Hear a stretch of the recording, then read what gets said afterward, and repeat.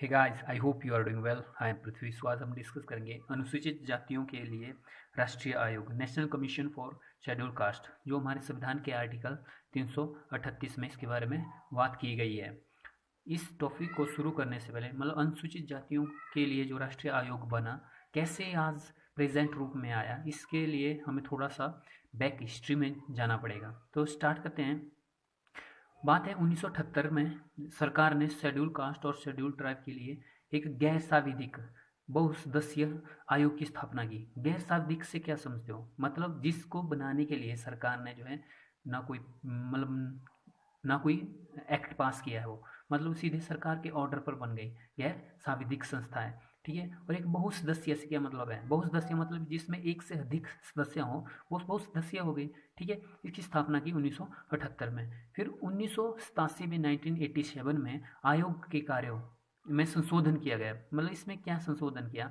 जो नाम था ना, जो 1978 में रखा गया, जैसे गैर संवैधानिक गैर सांविधिक बहुसदस्यीय आयोग, इसका नाम बदलकर 1987 में रखा गया राष्ट्रीय अनुसूचित जाति एवं जनजाति आयोग। मतलब इसका नाम चेंज कर दिया गया। और अब इसकी जो पहले जो बहुसदस्यीय थी ना, अब इसकी जगह जो एक विशेष अधिकारी रखा गया। मतलब बहुसदस्यीय सदस्य आयोग नहीं था।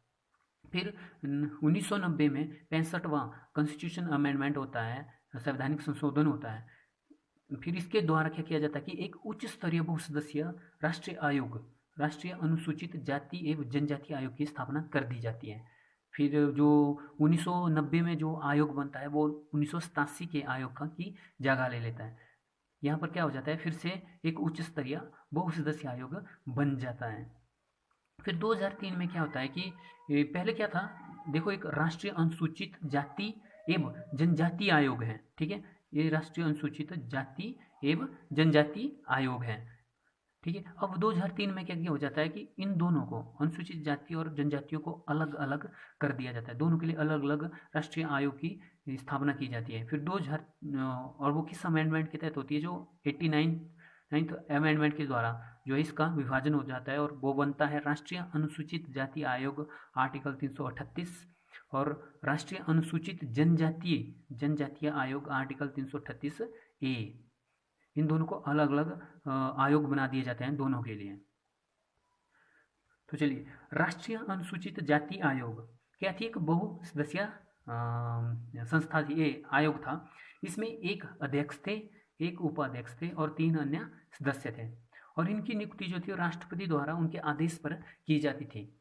किसके आदेश पर होती थी इनकी नियुक्ति? हमारे प्रेसिडेंट द्वारा, हमारे राष्ट्रपति द्वारा जो है इनके जो राष्ट्रीय अनुसूचित जाति आयोग है ना, उसके अध्यक्ष, उपाध्यक्ष और अन्य जो 3 सदस्य थे, उनकी नियुक्ति जो राष्ट्रपति के आदेश पर होती थी। इनकी सेवा शर्तें, इनका कार्यकाल जो है राष्ट्रपति द्वारा निर्धारित होता था। मतलब इनका कितने टर्म तक कोई व्यक्ति इस पद पर रहेगा, और उसकी जो पेमेंट है, मतलब पैसे हैं, पेमेंट से रिलेटेड या उसके वर्क से रिलेटेड जो भी शर्तें तय की जाती, वो हमारे राष्ट्रपति द्वारा तय की जाती थी। हमारा राष्ट्रपति किसकी सलाह पर वर्क करता है? तो मंत्री परिषद पर। मतलब आप समझ सकते हो ये राष्ट्रपति कौन, मतलब जो सेवा शर्तें निर्धारित कर रहा है वो कौन कर रहा है। तो चलिए इसके कार्य एवं शक्तियाँ देखते हैं। सुप्रीम कोर्ट शेड्यूल कास्ट, अनुसूचित जाति के संवैधानिक संरक्षण से संबंधित मामलों पर निरीक्षण क्या करता था यह आयोग? जो अनुसूचित जाति है ना, उनको जो हमारे संविधान में जो संरक्षण दिया गया, हमारे संविधान में इनको संरक्षण दिया है। ठीक है। अगर उनका कोई उनसे संबंधित कोई इशू पैदा होता है या उनका कोई हनन होता है ना, तो राष्ट्रीय आयोग क्या करता है? उसका निरीक्षण करता है। उसके बाद शेड्यूल कास्ट, अनुसूचित जातियों के हितों का उल्लंघन करने वाले किसी मामले की जांच पड़ताल सुनवाई करता है। मतलब अगर किसी अनुसूचित जातियों के जो अगर हितों का अगर उल्लंघन हुआ है, ठीक है, उनके राइट्स का उल्लंघन हुआ है, तो उस मामले में वो जो मैटर है ना, वो कोर्ट में नहीं जाएगा, वो जो है वो कोर्ट में नहीं जाएगा। उसकी जांच और पड़ताल और उसकी सुनवाई करने का अधिकार कौन रखता है? हमारा आयोग, राष्ट्रीय अनुसूचित जाति आयोग रखता है। मतलब जो आयोग है ना, इसको जो है सिविल कोर्ट की जो शक्तियाँ हैं वो प्राप्त है। मतलब दीवानी न्यायालय की शक्तियाँ जो है इस आयोग को प्राप्त है।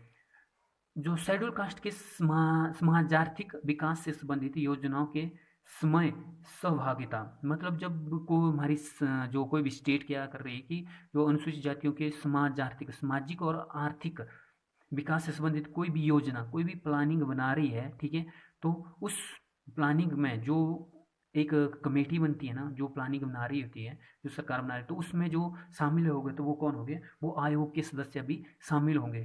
क्यों? क्योंकि वो देखेंगे कि क्या जो वो प्लानिंग बनाई जा रही है वो शेड्यूल कास्ट के वेलफेयर में है या नहीं है। इस सब के लिए जो इनको इस के लिए जो इनको जो योजना संबंधी जो कमेटी है ना, उसमें शामिल होना पड़ता है।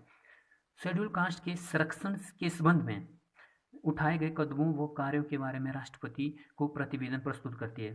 क्या है मतलब, अनुसूचित जो जाति होती है ना, उनके संरक्षण से संबंधित जो कदम उठाए जाते हैं, सरकार द्वारा जो कदम उठाए जाते हैं, ठीक है, और जो आयोग जो है उस उन सब से संबंधित जो कार्य, मतलब जो सरकार द्वारा, सॉरी शुरू से देखिए, मतलब जो अनुसूचित जातियों के संरक्षण के लिए जो के संबंध में जो कदम उठाए जाते हैं ना, तो आयोग क्या करता है कि उन कदमों से, उनके जो सरकार द्वारा जो कार्य किए जा रहे हैं ना, उनकी एक रिपोर्ट तैयार करता है। वो रिपोर्ट जो राष्ट्रपति को सौंपी जाती है।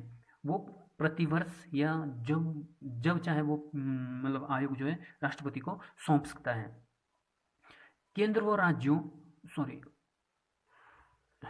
केंद्र व राज्यों द्वारा सुप्रीम कोर्ट सॉरी केंद्र व राज्यों द्वारा शेड्यूल कास्ट जो अनुसूचित जाति के सुरक्षात्मक कदमों की समीक्षा करता है। मतलब जो केंद्र और जो हमारे राज्य सरकार है ना, जो अनुसूचित जातियों के लिए कोई भी कदम उठा रही है, ठीक है, उनके वेलफेयर के लिए जो भी प्लानिंग बना रही है, कोई भी योजनाएं बना रही है, ठीक है, उनसे संबंधित जो भी योजनाएं उस शेड्यूल कास्ट या अनुसूचित जातीय क्षेत्र में लागू होंगी ना, तो उसकी पहले क्या है, संरचनात्मक, मतलब उसकी जो समीक्षा जो है ना, वो हमारा आयोग करेगा। जो अनुसूचित जाति आयोग है ना, उसकी समीक्षा केंद्र और राज्यों द्वारा जो सुरक्षात्मक कदमों की समीक्षा कौन करेगा, हमारा आयोग करेगा। ठीक है, आगे चलते हैं। दीवानी न्यायालय की शक्तियां प्राप्त, मैंने कहा था ना, जो हमारा आयोग है वो दीवानी न्यायालय की शक्तियों से प्राप्त होती है और भारत के किसी भी भाग से किसी भी व्यक्ति को जो है समन भेज सकता है। उसको जो व्यक्ति जिसको समन किया जाता है ना, उसको प्रेजेंट होना ही पड़ता है। इंडिया का कोई भी कोना, जहाँ पर भी अगर किसी शेड्यूल कास्ट है, किसी भी शेड्यूल कास्ट में अनुसूचित जातियों के से संबंधित कुछ मुद्दा होता है या किसी व्यक्ति को समन किया जाता है, तो उस व्यक्ति को क्या है, प्रस्तुत होना पड़ेगा। किसी न्यायालय या कार्यालय से लोक अभिलेख, गाइज थोड़ी जो हेड राइटिंग है ना मेरी ऐसी है, आप देख लेना, उसके लिए सॉरी। लोक अभिलेख या उसकी प्रति की अपेक्षा करना, मतलब क्या करता है कि जो आयोग है ना, वो किसी भी न्यायालय से कोई भी फाइल मंगवा सकता है, कोई भी कार्यालय ना वहाँ से कोई भी फाइल जो है अपने पास मंगवा सकता है, मतलब उसको ये पावर दी गई है। आयोग अपनी वार्षिक रिपोर्ट जो है किसको सौंपता है, राष्ट्रपति को। इंपॉर्टेंट पॉइंट है, जो आयोग है वो अपनी रिपोर्ट किसे सौंपेगा, राष्ट्रपति को।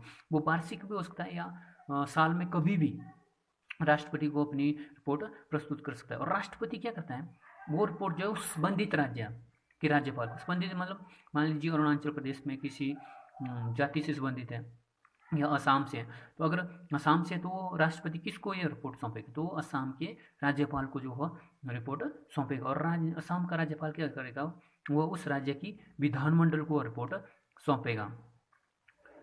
ठीक है, और राज्य जो विधानमंडल है ना, उस रिपोर्ट पर जो है विचार करेगी। अगर राज्य विधानमंडल जो है, कोई भी विधानमंडल है, ठीक है, असम की बात चली तो बोलते हैं, अगर असम विधानमंडल क्या करती है, वह आप कोई भी विधानमंडल ले लीजिए, ठीक है, अगर कोई विधानमंडल क्या करती है, उनकी जो आयोग की जो सिफारिश है ना, उनको अस्वीकार करती है।